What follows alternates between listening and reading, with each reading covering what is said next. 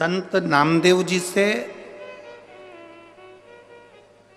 गुरु नानक देव जी कह रहे हैं कि सच्चा गुरु, सच्चा संत तीन चीजों से दूर रहता है। पहले नंबर पर बोलो, जम के बोलो जरा, नमस्कार। दुनिया के लोगों को नमस्कार बड़ा पसंद है, और केवल दुनिया के लोगों को नहीं, भगवान शंकर के ससुर को भी नमस्कार पसंद था।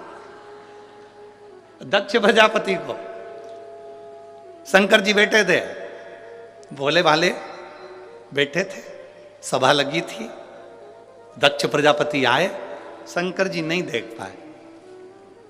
कोई जरूरी है कि तुम्हारे सारे दामाद इंजीनियर और डॉक्टर हो? कोई कोई दामाद भोला भाला भी होता है, सरल सहज। एक व्यक्ति से डॉक्टर साहब ने कहा कि देखो तुम्हारे को शुगर बहुत है, शुगर की जांच करते रिया करो रोज हो। वो व्यक्ति बेचारा रोज रात्रि को उठता, किचन में जाता, रसोई घर में शक्कर का डब्बा खोलता, वापिस बंद कर देता। एक दिन उसकी बीवी ने पूछा, तुम रात्रि को कहां चले जाते हो उठ उठ के? कहां गए थे? ये बार बार किचन में क्यों जाते हो, रसोई घर में, और शक्कर का डब्बा खोल के जाते हो? क्या देखते हो वहां जाके? डॉक्टर ने कहा था शुगर चेक करते रिया करो, इसलिए मैं चेक करता हूं। क्या चेक करते हो? है कि नहीं है? पत्नी ने माथा ठोका। डॉक्टर ने कहा था तुम्हारी शुगर चेक करो, तुम्हारी, और तुम डब्बे की शुगर चेक कर रहा। तो ऐसा नहीं है, कोई कोई भोला होता है, एकदम भोला सहज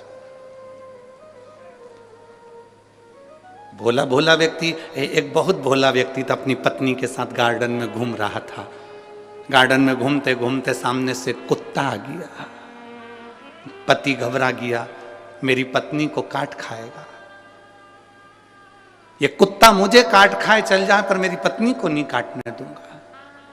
पति ने सोचा अगर पत्नी को काट गया तो इसको इंजेक्शन लगेंगे, बच्चों का टिफिन कौन बनाएगा, स्कूल कौन भेजेगा, तैयारी कौन करेगा, मेरे टिफिन कौन बनाएगा, सास ससुर की सेवा कौन करेगा। इसलिए पति ने सोचा कि कुत्ता मुझे खा जाए चल जाएगा। कुत्ता और आगे आया, पति घबरा के थोड़ा सा पीछे हटा तो पत्नी भी पीछे हटी। कुत्ता और लपक के आया, पति को आ गया गुस्सा, उसने पत्नी का हाथ पकड़ा, उसको गोदी में उठा लिया। जैसे ही गोदी में उठाया कुत्ता भाग गया, कुत्ता भाग। पत्नी को नीचे उतार दिया, पत्नी गुस्से में लाल हो गई। ऐसा मूर्ख पति मैंने जिंदगी में कभी नहीं देखा। दुनिया के लोग कुत्ते को भगाने के लिए पत्थर उठाते, तुमने मुझे उठा लिया। अब पति कैसे समझाए कि मैंने तुझे इसलिए उठाया था कि कुत्ता मेरे पांव को खजाए पर मैं तुझे नहीं खाने दूंगा। पर जिसकी किस्मत में भाटा लिखा हो वो क्या करेगा? भोला, बहुत भोला।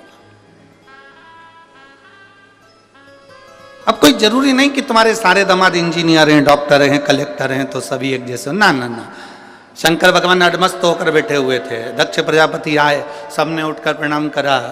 शंकर जी उठ ही नहीं पाए, वो तो अलमस्त बैठे हुए थे, अलमस्त। दक्ष प्रजापति को नमस्कार बड़ा पसंद था, इन्होंने नहीं करा, गुस्सा आ गया। दक्ष प्रजापति को क्रोध आया, और क्रोध आते से दक्ष प्रजापति ने श्राप दे दिया भगवान शंकर को। ए शिव, मैं तुझे श्राप देता हूं, तो मेरी बेटी का पति होकर, मेरा दामाद होकर तूने मुझे प्रणाम नहीं करा, मैं तुझे श्राप देता हूं, तू शमशान में निवास करेगा।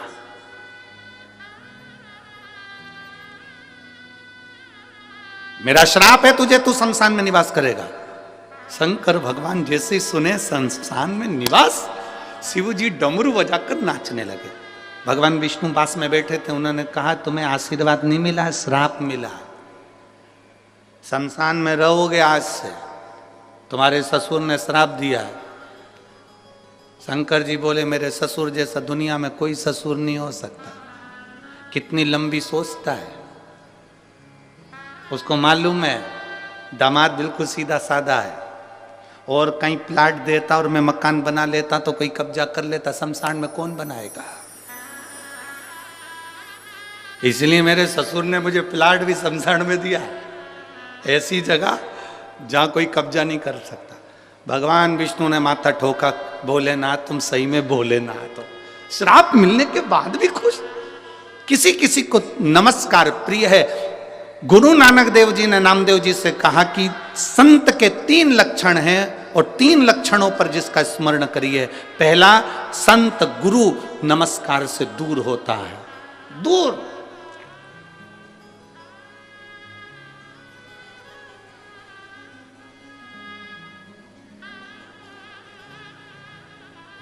दूसरे नंबर का गुरु को, पहले नंबर का नमस्कार, दूसरे नंबर का जम के बोलो जरा, जम के, चमत्कार।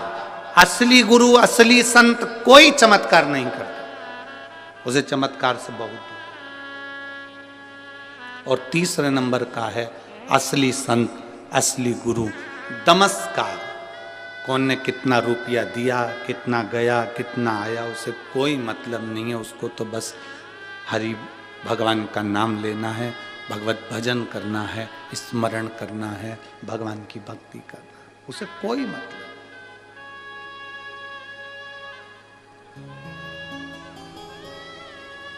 और जब भगवान की अविरल भक्ति,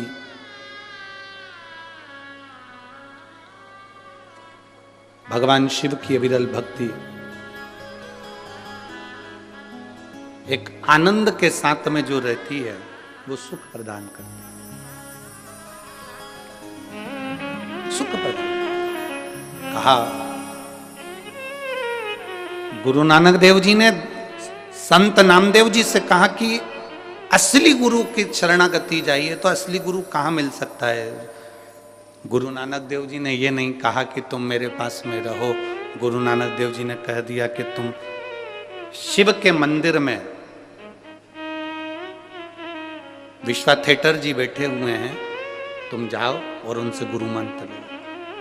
अब देखिए, गुरु नानक देव जी ने नामदेव जी को जाते समय कह दिया था कि गुरु सब में रब को देखता है, सब में।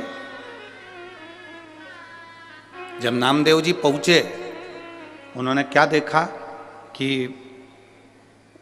जिनके पास में गुरु नानक देव जी ने भेजा था, वो तो जहां शंकर जी का शिवलिंग था सामने, उधर पांव कर कर सो रहे थे। नामदेव जी ने हाथ जोड़कर बोला, गुरुदेव तुम में बुद्धि नहीं है क्या? सामने शंकर का शिवलिंग और तुम पांव लंबा करके सो रहा है। गुरु जी ने नामदेव जी से कहा, एक काम करो, मेरा पांव उठाओ, जहां पर शंकर जी नहीं है वहां रख दो। मेरा पांव उठाओ, जहां शिव नहीं वहां रख दो। गुरु नानक देव जी ने कहकर भेजा था कि तुझ में, मुझ में, सब में रब समाया है। गुरु नानक देव जी ने कहकर भेजा था नामदेव जी को। नामदेव जी समझ नहीं पाए थे। मेरे पांव को उठाओ, जहां शिव नहीं वहां पर मेरा पांव रख दिया जाए। चरण उठाकर नामदेव जी महाराज जहां पर विश्वा थिएटर जी का पांव रखते थे, वहां पर शंकर का शिवलिंग सामने नजर आने लगता था। गुरु नानक देव जी उसी जगह पर सामने प्रकट होकर कहते हैं, नामदेव जी हर एक चप्पे चप्पे में रब समाया है, सब में उसी को देखो, वो सब उसी की माया है, सब उसी की। इसीलिए फिल्म बनाने वालों ने गाना लिख दिया, तुझ में रब दिखता है। सब हमारी यही तो गलती है, आप में और हम में यही गलती है कि हम मंदिर में तो भगवान को ढूंढते हैं, पर अपने घर में भगवान को नहीं ढूंढ पाते। घर में जो पति है, पत्नी है, माता है, पिता है, भाई है, बंधु है, बेटा है, बेटी है, कुटुंब है, परिवार है, पड़ोसी है, रिश्तेदार, नातेदार, इनमें हम परमात्मा को नहीं देख पाते। हम इनमें भगवान को नहीं देख पा रहे, हम इनमें परमात्मा को नहीं देख पा रहे।